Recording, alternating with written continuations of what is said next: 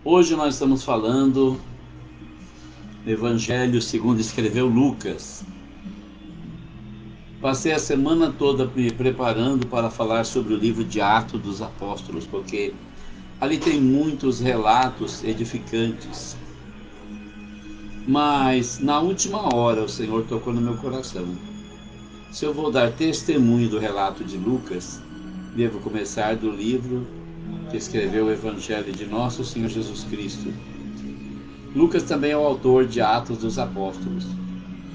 Então eu vou dar início pelo Evangelho, nós vamos falar muito sobre a vida de Jesus e seus milagres. E ao fim desse livro, Evangelho de Lucas, se o Senhor não tiver me levado e me permitir, eu continuo falando no livro de Atos. Às terças-feiras estou falando nas epístolas paulinas. Já começamos a primeira carta aos Coríntios, terça-feira passada, e amanhã, se o Senhor nos permitir, daremos continuidade com o capítulo 2 no YouTube. E aqui no Face nós vamos continuando também com aquilo que Deus tocar no nosso coração. Começando do primeiro capítulo, então, o primeiro versículo, a narrativa de Lucas, tendo, pois, muitos empreendido por em ordem a narração dos fatos que entre nós se cumpriram, segundo nos transmitiram os mesmos que os presenciaram desde o princípio e foram ministros da palavra, pareceu-me também a mim conveniente descrevê-los a ti, ó excelentíssimo Teófilo, por sua ordem, havendo-me já informado minuciosamente de tudo desde o princípio, para que conheças a certeza das coisas de que já estás informado. Essa introdução aqui do Evangelho de Lucas, ele mostra que outras pessoas já começaram a fazer a narração dos fatos. E é interessante que ele frisa que foram os fatos que entre eles se cumpriram. De acordo com o apóstolo Paulo, Lucas era um médico, mas se dedicou ao trabalho de escritor para testemunhar o trabalho, a obra, o sofrimento e o sacrifício de nosso Senhor Jesus Cristo. E ele dá testemunho de que estas coisas, esses fatos se cumpriram entre eles. Ele é testemunha disso. Então ele está dizendo aqui que ele vai se informar a respeito das pessoas que presenciaram o que aconteceu desde o início, que acompanharam Jesus, aqueles que foram chamados desde o princípio, que foram os primeiros discípulos, que se tornaram os apóstolos, e seguiram Jesus por toda parte. Eu fico tentando imaginar essa cena, e muitas vezes me surpreende o fato de que tem sido uma coisa maravilhosa, e nem eles perceberam. Às vezes acontecem coisas entre nós e nós não percebemos, coisas grandiosas que Deus está fazendo em nosso meio, nós não percebemos e só vamos nos dar conta quando estiver concluído. Eu ainda me lembro que no início do ano de 94, se não me falha a memória, final de 93 ou início de 94, eu passei na Igreja Batista, tinha um pastor da Assembleia de Deus do Paraná, que estava ali orando com os irmãos, e a irmã Hilda, a saudosa irmã Hilda, ela me pegou pelo braço e me levou até ele. Ore por esse moço aqui, ela disse. E aquele pastor orou por mim e me entregou um recado dizendo: eis que eu te farei subir um degrau a mais. Eu era motorista na empresa Adevan de Pontal. E tinham algumas pessoas da Igreja Batista que trabalhavam comigo. No outro dia falei para eles no trabalho sobre a profecia. E um deles deu uma gargalhada e falou: só se você for virar nosso chefe. Eu ainda me lembro que eu disse: eu acho que o meu Deus é bem maior do que isso. De motorista para chefe de motorista não vejo mudança nenhuma. Alguma coisa ele vai fazer. Mas eu não tinha consciência do que ele iria fazer. Eu esperava coisas grandiosas, mas eu não tinha noção de que ainda me tornaria instrutor de informática, autodidata em informática, de que me tornaria professor de português e literatura, de que escreveria 18 livros e os publicaria, como graças a Deus hoje tenho feito, porque a obra de Deus não é abundante. Nós muitas vezes tentamos diminuir a Deus, Então eu fico pensando que aqueles discípulos passaram pela mesma experiência, porque eles vinham aquele carpinteiro falando do amor de Deus e pensavam: é só mais um pregador. Houve tantos profetas entre eles.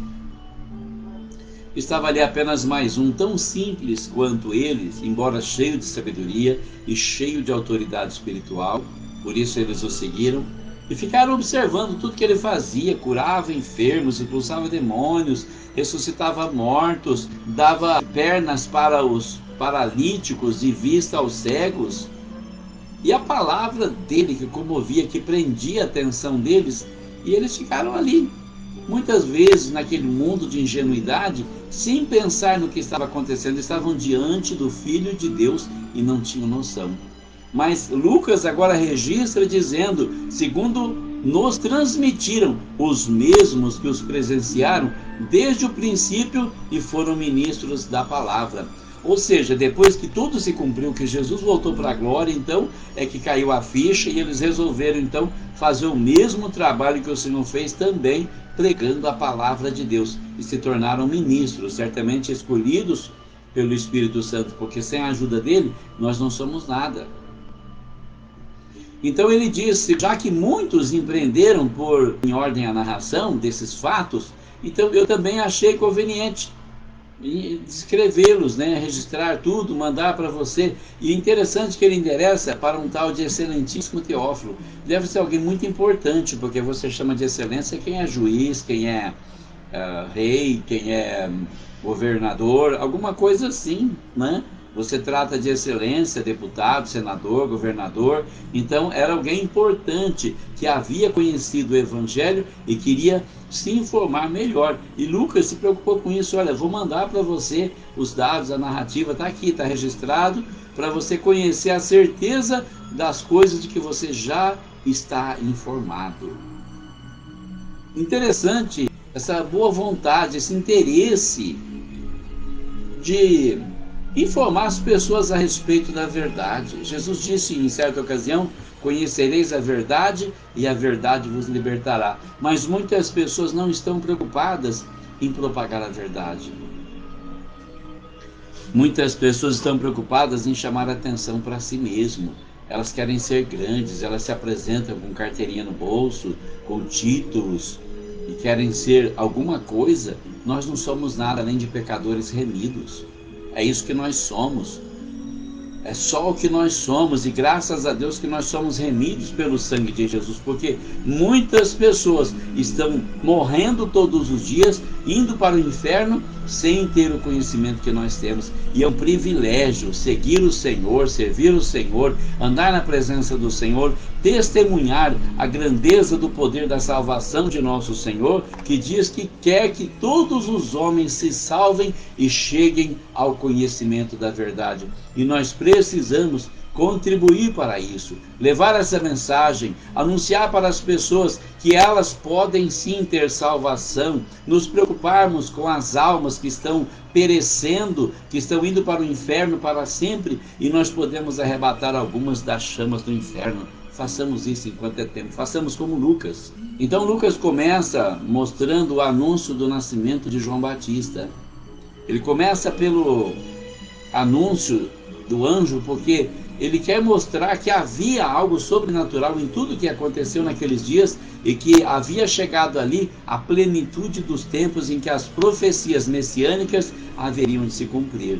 Ele diz assim: existiu no tempo de Herodes, rei da Judéia, um sacerdote chamado Zacarias, da ordem de Abias, e cuja mulher era das filhas de Arão, e o nome dessa mulher era Isabel. E eram ambos justos perante Deus, vivendo irrepreensivelmente em todos os mandamentos e preceitos do Senhor. E não tinham filhos, porque Isabel era estéril, e ambos eram avançados em idade.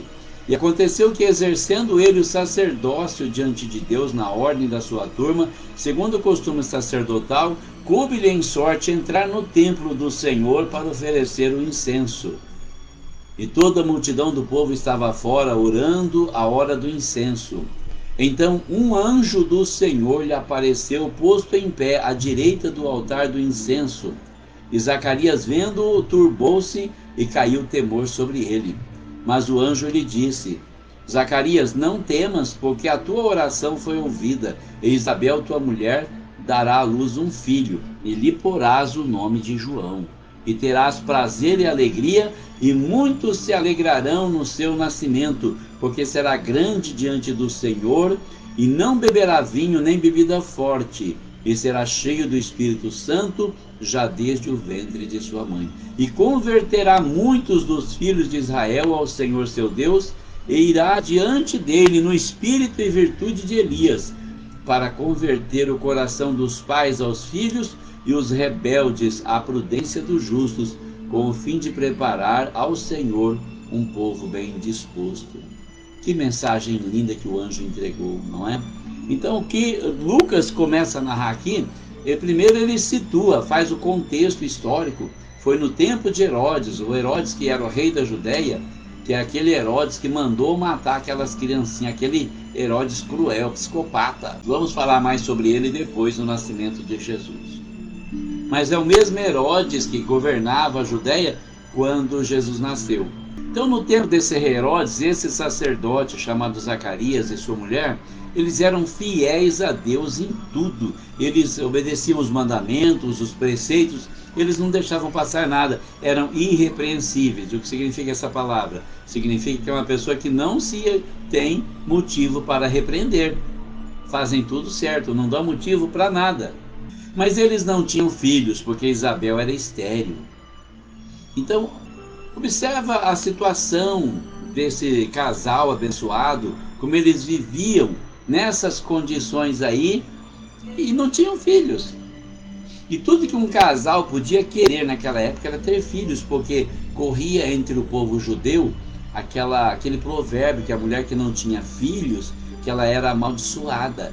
Então, certamente, Isabel tinha seus receios, seus temores, tinha vergonha de não ser mãe, como a mãe de Samuel. Ana também foi uma mulher que se sentiu humilhada, derrotada, porque não conseguia engravidar. Certamente Isabel também sentia isso, mas como era irrepreensível, ela não murmurava, ela não falava sobre isso. Mas imagine a situação dessa mulher, já avançados em idade, ou seja, depois de uma certa idade, a mulher não pode mais engravidar, é o ciclo da natureza. Passa de uma certa idade, ela não ovula mais, e aí, não ovulando, não pode engravidar. Ou seja, não tinha mais esperança. Mas acontece que ele vai exercer o sacerdócio diante de Deus, quando chega a vez dele entrar no templo, e aparece para ele um anjo na hora que ele entra, porque o sacerdote entrava no Santo dos Santos. Tinha o templo onde ficava o povo, tinha o santuário para se oferecer o incenso, e tinha o Santo dos Santos, que era o lugar santíssimo. Só entrava o sumo sacerdote uma vez por ano para oferecer ali o sacrifício, o incenso. E ele entrou ali para oferecer o incenso porque foi a vez dele, deu sorte, foi feliz. Bom, finalmente chegou minha vez. E ele entrou para oferecer o incenso perante o Senhor, e quando ele entra, um anjo do Senhor lhe aparece e entrega essa mensagem. E ele diz que ele ficou assim meio perturbado, né? Que isso? Porque você vê um anjo num lugar que você sabe que ninguém pode entrar, então dá para perceber que não é um ser humano que está ali. Dá para perceber que é uma aparição divina. Alguma coisa sobrenatural está acontecendo. E aí, quando ele vê o anjo, fica perturbado, e o anjo chega e entrega essa mensagem para ele. Primeiro pacificando, porque a mensagem do anjo, vocês vão perceber que todas elas aparecem da mesma forma. Não temas, não tenha medo, não precisa ter medo. Estou aqui para te trazer uma bênção e não castigo.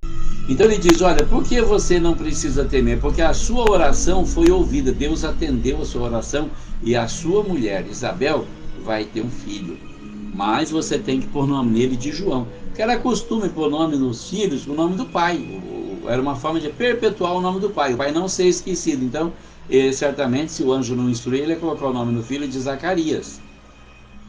Mas o anjo disse para ele, olha, você vai pôr o nome nele de João.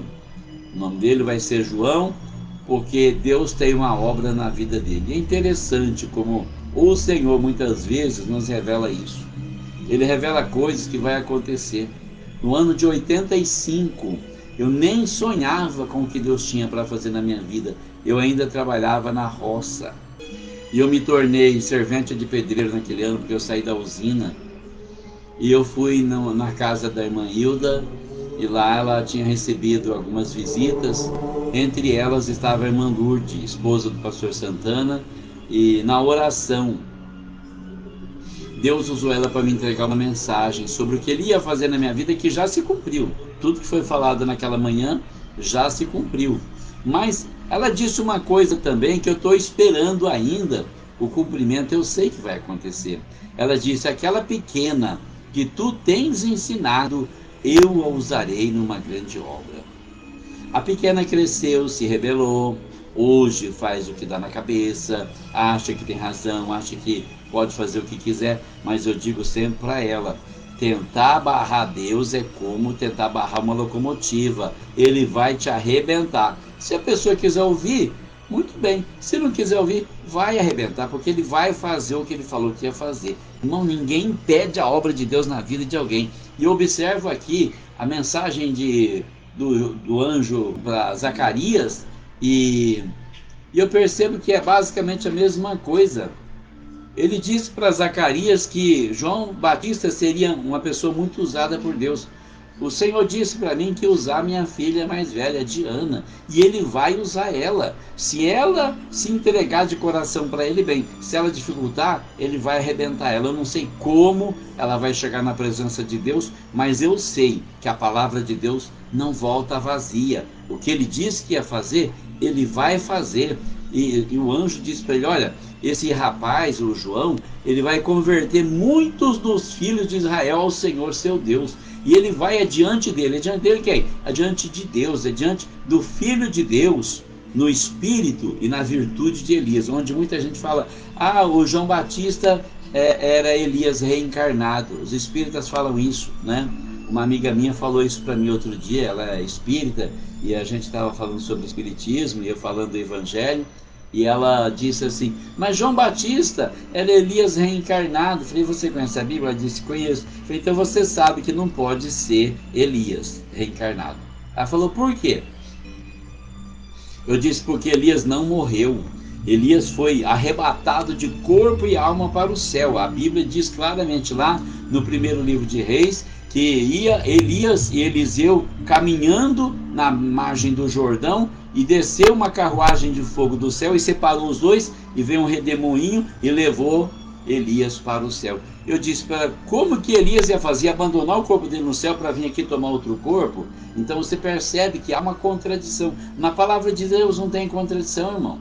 E o anjo não está dizendo: olha, esse menino vai ser o espírito de Elias que vai reencarnar. Não, está dizendo: ele vai no espírito e virtude de Elias. Ou seja, o mesmo ministério de Elias, o mesmo molde de Elias, a mesma forma como Elias trabalhou. E você percebe que até na aparência ele era igual a Elias. Se vestia com pelo de camelo, se alimentava de gafanhoto e mel silvestre. Era um verdadeiro selvagem que possuía a virtude do Espírito Santo, a palavra de Deus e o poder de Deus para entregar a mensagem que tinha e para preparar o caminho do Senhor. Foi ele que apresentou Jesus aos discípulos, aos primeiros discípulos. Ele disse: eis aí o Cordeiro de Deus que tira o pecado do mundo. A palavra de Deus sempre se cumpre, irmão. Não adianta, não tem jeito, não dá para fugir, não dá para evitar que a palavra de Deus venha se cumprir. Se o Senhor falar com você, obedeça, siga ele, faz tudo que ele mandar, porque senão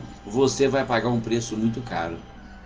Disse então Zacarias ao anjo: como saberei isso? Pois eu já sou velho e minha mulher avançada em idade. Ou seja, Zacarias está dizendo para o anjo: como é que um homem velho vai gerar um filho? Como é que uma mulher velha vai gerar um filho? Ela não tem condições. Naturalmente nós não temos mais condições. Isso é impossível, esquecendo que Deus é especialista em fazer o impossível. E respondendo o anjo, disse-lhe: eu sou Gabriel, que assisto diante de Deus, e fui enviado a falar-te e a dar-te estas alegres novas. Todavia ficarás mudo e não poderás falar até o dia em que estas coisas aconteçam, porquanto não creste nas minhas palavras, que a seu tempo se hão de cumprir. Então, diante da pergunta de Zacarias, o anjo vê a incredulidade. O Zacarias está pensando que Deus precisa da ajuda dele, que ele tem que ser jovem para se cumprir a palavra de Deus, que ele pode ajudar a Deus no cumprimento da palavra. Ele está achando o quê? Que Deus não pode fazer alguma coisa que para eles é difícil? É o que o anjo Gabriel diz para ele. Ele se apresenta: olha, eu sou Gabriel, que assisto diante de Deus. Olha que privilégio!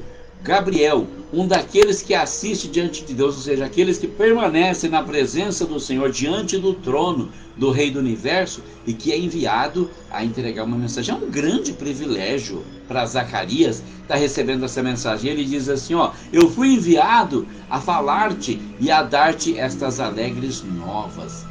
São boas novas, são alegres novas, são coisas maravilhosas que eu trouxe para você.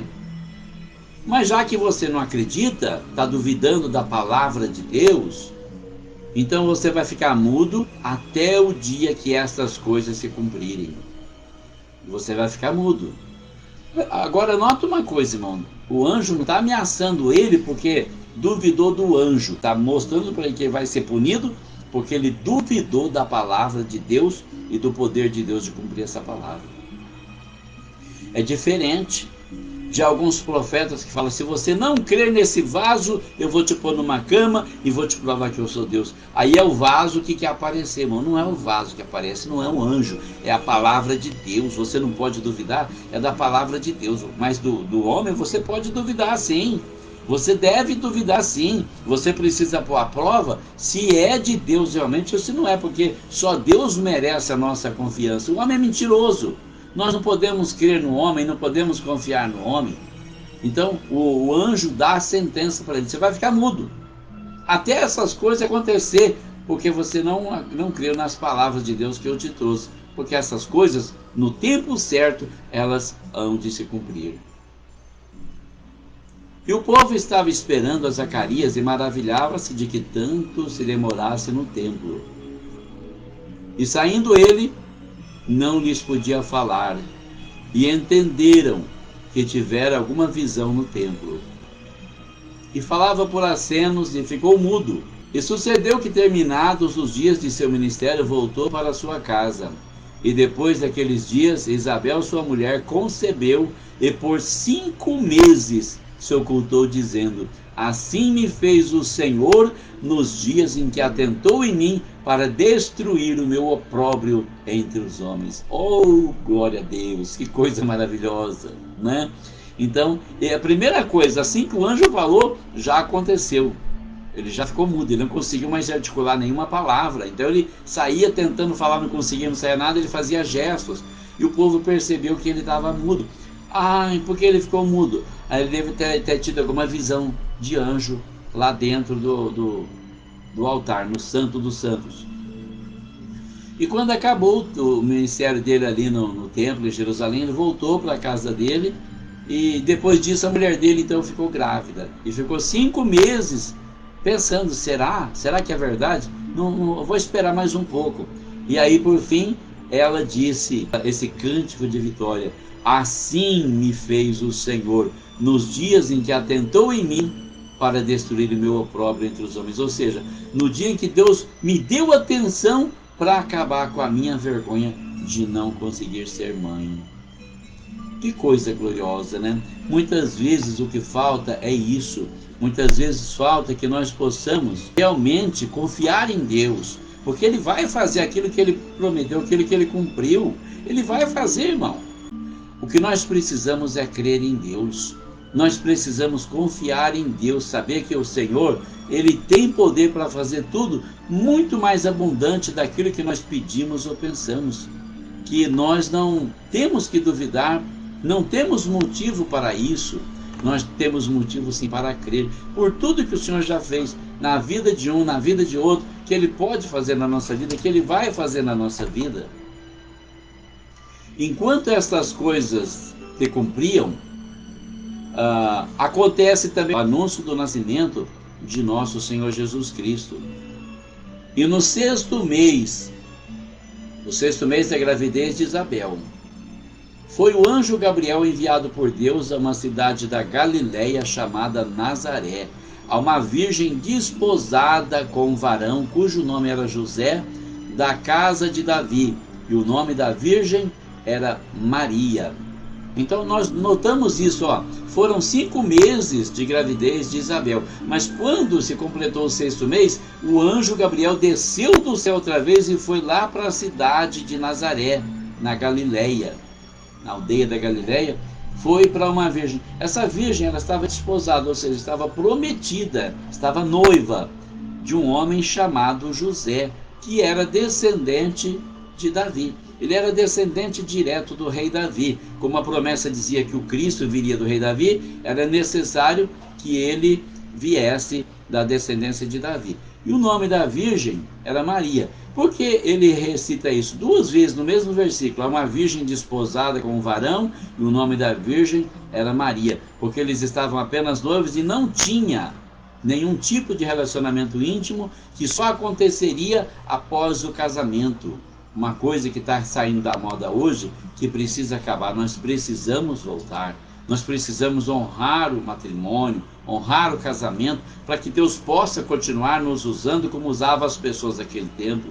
As pessoas não têm mais temor de Deus. As pessoas querem fazer só o que dá na cabeça, o que elas acham certo. Não se preocupam em buscar o conhecimento da palavra de Deus para saber o que é da vontade de Deus e o que não é. Simplesmente vão atropelando tudo. É o que eu quero, é o que eu faço, como se não existisse um Deus que fosse entrar em juízo com aqueles que o desafiam. E muitos estão sendo cobrados muito cedo na vida, muito jovens ainda. E entrando o anjo onde ela estava, disse: Salve, agraciada, o Senhor é contigo, bendita és tu entre as mulheres. A saudação do anjo é basicamente essa. Ele chega e sauda ela dizendo, saúda ela dizendo, não é sauda, né? Saúda ela dizendo: Salve, agraciada, que salve era o cumprimento da época, né? Salve, agraciada, ou seja, mulher cheia de graça, mulher que recebeu a atenção de Deus, a graça de Deus, a privilegiada. O Senhor está na sua vida. Você é bendita no meio de todas as mulheres, porque foi escolhida para ser a mãe do Salvador. É um privilégio muito grande. Isso não torna Maria uma deusa. Muita gente pensa que por causa disso, então Maria tem poder, que ela manda em Deus. Não manda, irmão. Ela é um ser humano como qualquer outro, mas foi privilegiada, não podemos negar isso. Quantas mulheres querem ser mãe, mas ela se tornou a mãe do Salvador. É claro que pagou um preço muito caro também, porque quando ele sofreu por nós, ela sofreu também como mãe. Mas foi a mãe do Salvador, foi um privilégio. E vendo o anjo, turbou-se muito com aquelas palavras e considerava que saudação seria esta. Ela deve ter ficado pensando, mas o que quer dizer isso? Por que ele está me saudando dessa forma? O que ele está dizendo? Salve, agraciada? Por que eu sou agraciada? Porque o Senhor é comigo. Porque eu sou bendita entre todas as mulheres. Disse-lhe então o anjo: Maria, não temas, porque achaste graça diante de Deus. Olha aí, novamente o anjo dizendo: não tenha medo, porque você achou graça. O que é achar graça? Achar o favor de Deus. Você alcançou o favor de Deus. Você alcançou um privilégio diante de Deus. E eis que em teu ventre conceberás e darás à luz um filho, e por-lhe-ás o nome de Jesus. Este será grande e será chamado Filho do Altíssimo, e o Senhor Deus lhe dará o trono de Davi seu pai, e reinará eternamente na casa de Jacó, e o seu reino não terá fim. Então o anúncio do anjo aqui está mostrando para ela coisas que aconteceriam só no tempo por vir, muito distante no futuro. Primeira coisa, quando ele fala, você vai engravidar e vai dar à luz um filho, e esse filho tem que se chamar Jesus. Jesus, na tradução, significa Salvador, aquele que salva as pessoas, e é a função dele. E então o anjo anuncia que ele vai ser uma pessoa poderosa, muito poderosa, e vai ser chamado Filho do Altíssimo, Filho de Deus. Notando aí um grande mistério, mas muitas pessoas não entendem. Quando Jesus, que já existia com o Pai, sempre existiu, ele deixou a divindade nas mãos do Pai e veio se tornar homem. Aí nós temos uma contenda muitas vezes com algumas pessoas que falam que Jesus sempre foi Deus mesmo quando estava na terra. Irmão, não tem lógica, a gente não vai entrar nesse detalhe agora. talvez mais para frente, mas não tem lógica nenhuma Jesus passar tudo que ele passou como Deus. Ele deixou a divindade na mão do Pai para retomar depois da ressurreição, porque como Deus ele não teria sofrido, não teria pagado nada, nenhum preço. Ele pagou como homem e obedeceu a Deus como homem, para que hoje alguém pudesse falar assim: ah, Jesus fez isso, mas ele era Deus. Não, ele fez isso como homem, e ele fez como homem para mostrar que nós também podemos fazer. É só ter um pouco de boa vontade, não é? Então ele está dizendo aqui, olha, o Senhor Deus lhe dará o trono de Davi, seu pai. Seu pai quer dizer, seu ascendente, né, ele é descendente de Davi, lá de onde ele é. Então, porque aqui fala que José era da família, era descendente de Davi. Maria também era descendente de Davi. Lembrando que as pessoas, Moisés tinha determinado que as pessoas casassem com os seus parentes para não perder a herança das tribos. Então, de alguma forma, Maria também era descendente de Davi. Ainda que fosse parente distante, primo em terceiro grau, quarto, sei lá, 10º grau, mas era descendente de Davi também. E quando ele diz assim, ó, ele reinará eternamente na casa de Jacó, ou seja, na nação de Israel, e o seu reino não terá fim, está falando do reinado do Senhor depois do julgamento. Nós teremos um reinado no milênio, quando o Senhor vai reinar durante 1000 anos, e esse reino ele vai ser interrompido pela guerra do Armagedon e pelo dia do grande juízo final. Mas depois o Senhor continuará reinando, ele vai ser nosso rei eterno, para sempre. O seu reinado nunca terá fim. Disse Maria ao anjo: como se fará isso, visto que não conheço o varão? Ou seja, Maria estava perguntando para o anjo: como é que pode acontecer se eu sou virgem? Como é que eu vou engravidar sendo virgem? Não tem lógica. As pessoas vão muito pela aparência, né, irmãos? Elas esquecem do poder de Deus, né? E respondendo, o anjo disse-lhe: descerá sobre ti o Espírito Santo, e a virtude do Altíssimo te cobrirá com a sua sombra. Pelo que também o santo que de ti há de nascer será chamado Filho de Deus. E eis que também Isabel, tua prima, concebeu um filho em sua velhice, e é este o 6º mês para aquela que era chamada estéril, porque para Deus nada é impossível. Oh, palavra gloriosa, palavra gloriosa. Então, a instrução do anjo aqui, olha, como é que vai acontecer? Você precisa entender que o Espírito Santo virá sobre você e vai plantar uma semente no teu útero, no seu óvulo, para que nasça uma criança. Por isso ele vai ser chamado Filho de Deus. E para Deus não tem impossível, Maria, porque até a sua prima, que já está velha, ela já está no 6º mês de gravidez. Não era chamada de estéril, mas agora ela vai ser a mãe de um profeta. Disse então Maria: eis aqui a serva do Senhor, cumpra-se em mim segundo a tua palavra. E o anjo ausentou-se dela. Essa palavra, irmão, é muito gloriosa. Por quê? Ela mostra exatamente o pensamento que deve imperar em nossa mente. Eis aqui o servo do Senhor, cumpra-se em mim segundo a tua palavra. Quanta gente hoje está pensando diferente, né? Está pensando: ah, Senhor, eu quero que aconteça do meu jeito, não é do seu jeito, não, né? Muita gente por aí determinando a bênção. Olha, eu vou determinar, o Senhor vai fazer, como se Deus fosse o servo da pessoa. Irmão, Deus é o Senhor. De acordo com a palavra dele, Maria deixa esse exemplo aqui falando: eis aqui a serva do Senhor, cumpra-se em mim a sua palavra. Aquilo que o Senhor falou, aquilo que o Senhor quer. Como Jesus disse lá no jardim do Getsemane, na noite que ele foi traído, quando ele orou dizendo: Pai, se for possível, passa de mim esse cálice, mas não se faça a minha vontade, senão a tua. Não seja como eu quero, seja como o Senhor quer.